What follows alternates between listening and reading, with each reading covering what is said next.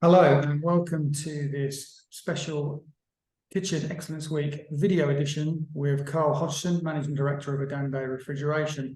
Karl's here today to chat about some of the trends and issues that are happening in the UK refrigeration market.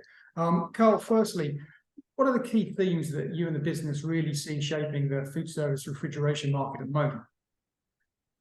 So some of the key things that we're looking at shaping it is still pretty much similar. So you've got the energy efficiency still going on. So that's something that's still a theme. People are still driving that. You've got the natural refrigerants. So that's another one that's a key element and what people are looking at. There's also tech and data is starting to still drive it through, which is quite important for optimization and carbon reduction. And then you've got the size reduction in fridges, in compressors and condensers. So the compressors are like about an average 35 to 40% smaller than what they were in 1998.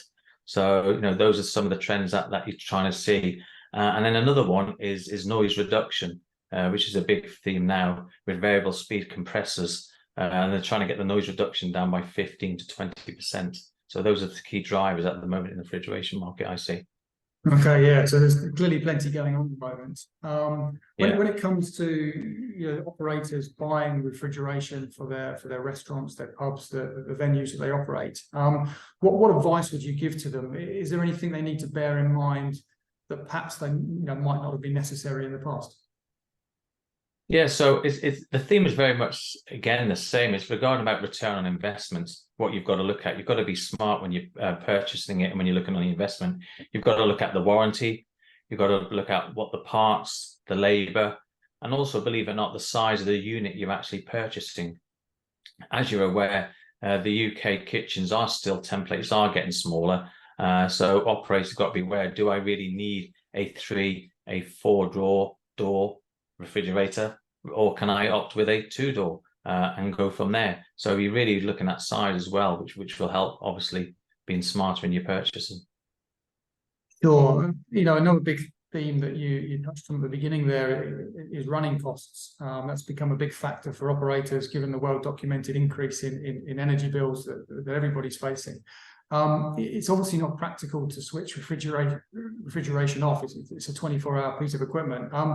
Given that's the case, how can operators minimize energy consumption?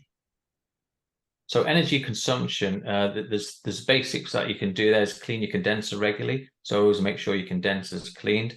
Also make sure your seals are changed regularly. If your seals are split or got water congressed in them, you tend to get bacteria in them, which is not good from an EHO point of view. But that helps if you can change that regularly and get that perfect seal to keep the cold air in. And then you've got also to look smart and investment wise is the service side of things. Make sure it's regularly serviced again, and don't overfill your freezers or your fridges. A lot of people see this, large fridge, large freezer, and they overfill it. You don't need to fill it because you're overfilling it. Then obviously you're making the compressor work harder for stock that you might not use in the next week or so. So that's one thing, and also a bit like your energy at home. So your energy at home is telling you to turn down the dial by 1 or 2 degrees. Well, you can do that with your fridge or freezer. If your freezer's set at -22, you can just adjust it to that 1 or 2 degree to -20, and that's save you a little bit more on the energy, because once the compressor kicks in that -20, it's set, it's there, it's done. You don't need to set it at -22. Yeah, okay. So all of these little things can collectively make quite a big difference. Yeah. Obviously, professional refrigeration, or certain items of professional refrigeration, now come with energy labels, similar to the ones I think we've been used to in the domestic market for many years. What should operators be looking for when they're looking at an energy label, and particularly when they're comparing different items of equipment? Yeah, I mean, this is the one thing that drives me crazy, Andrew, believe it or not. So what you've got here, you've got an energy label, which is a legal requirement to make sure that's in with your refrigerator. So firstly, the consumer must see, is my label there? If it's not, why is it not? That's the first question that you should be asking yourself. Then obviously you've got to look at the actual product label. Is it an A, is it a B or a C? So that's your first element of looking at the label once you've received it. Then it's the kilowatts per annum required to use that particular piece of equipment. You've got to look at that. Then the next one is your literage. How large is the literage on the label? So the label identifies the usage, not the overall capacity. So it's the actual usage.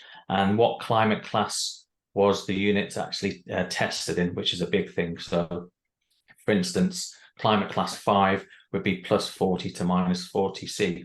And that's been tested in harshest conditions. So those are things that you really got to look for on the labeling side. Very excellent. Coming on to your business at Adande, you're obviously very well known for your refrigerated drawers. I think anyone who will go on your website will see that these now are available in multiple configurations. Are you working on any new product developments that you can share, or do you feel that the needs of operators are fully catered for by the current portfolio? Well, I mean, you've got a double question there. So the first one is our current product portfolio. So our current product portfolio, what we tend to look at is how can we innovate that and make that better. So we've done that with the Saladette, and we've done that with the Fry Station. That's been fed back for us from a couple of our customers, but fundamentally, what we felt is what's required saving wise, whether it be energy saving wise, or whether it be driven by saving even on the oil side of things on the VCC Fry Station, which that helps that.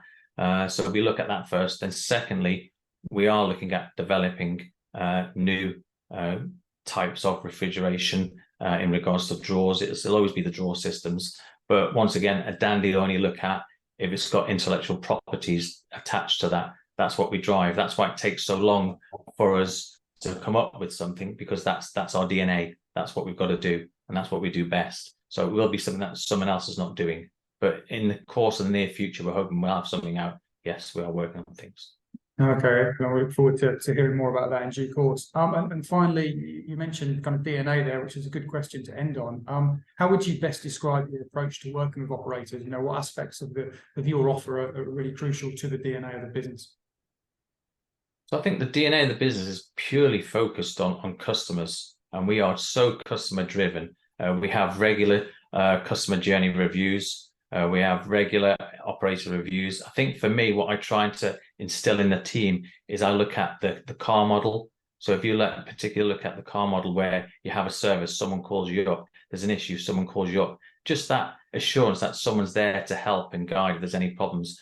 We particularly do that well at Adande. So when something gets delivered, someone calls up 2 or 3 days later. Have you received the information, the pamphlet? Do you know how to change the temperature, etc.? When there's a service call, we do exactly the same 2 or 3 days later. We check, is everything completed? Has everything been done? So instilling that DNA for the customer and making sure that they're well looked after and seen is vitally important. And we've also got 2 customer relationship managers on the road, full-time on the road, that look after existing customers. So their job is not to sell. Their job is purely to make sure the customer understands what they're buying, understands how to operate it, how to clean it, and make sure that they're generally happy in buying an Adande product.